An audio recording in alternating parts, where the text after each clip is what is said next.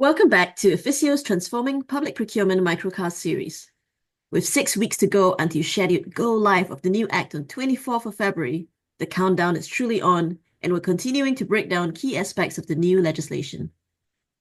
In December last year, the Government Commercial Function also released another useful template on how to write out an effective commercial sourcing strategy paper for procurements. I'm joined by Andrew Mumby today, a leader in our public sector practice at Efficio, who's going to talk through a few aspects not to be missed in this latest guidance. Hi, Yehui. Thanks for the invitation. So, the Commercial Sourcing Strategy paper is a template that's been produced by the Government Commercial Function to serve as a best practice framework in your procurement planning phase. The paper should show that the strategy has examined a wide range of options that will meet the business requirement, and importantly, it should demonstrate that there's been an evidence-based assessment to evaluate and select the most suitable commercial model. Makes sense. So why is it important to produce it?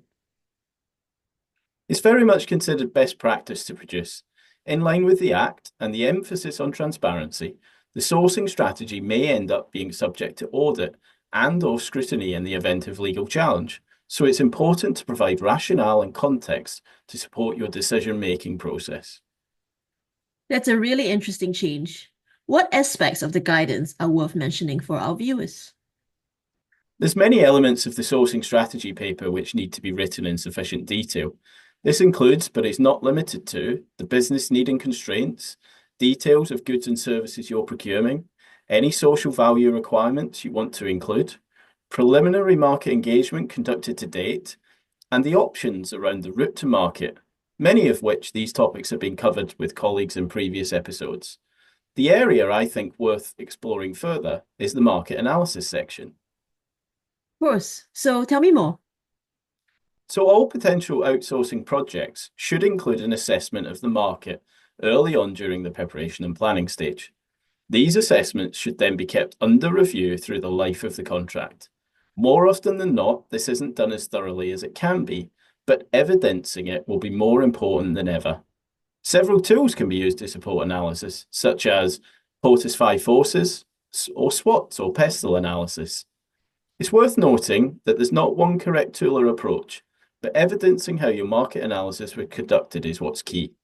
You may also consider the format of the engagement, the scope or capability of existing and potential suppliers, any market intelligence you've gathered, early supply-side involvement to help determine and validate what outputs and outcomes are sought for the project, including proof of concept, and any engagement with industry SMEs to assess risks across all phases of delivery. That's really comprehensive, Andrew. Are there any other sections that you want to discuss before we close? Personally, I think an important area which can often be overlooked is your lessons learned section. The sourcing strategy should demonstrate that it's conducted a lessons learned exercise from other or recently similar projects and procurements.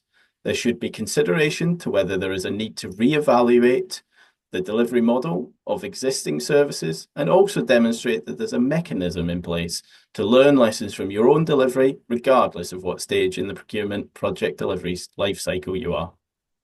Thanks, Andrew. That was a really great breakdown of what to consider when writing different sections of your sourcing strategy. I hope you enjoyed today's microcast. Please do post any thoughts or questions in the chat and get in touch with Andrew or myself on any topics you might want to talk about. We will see you next week.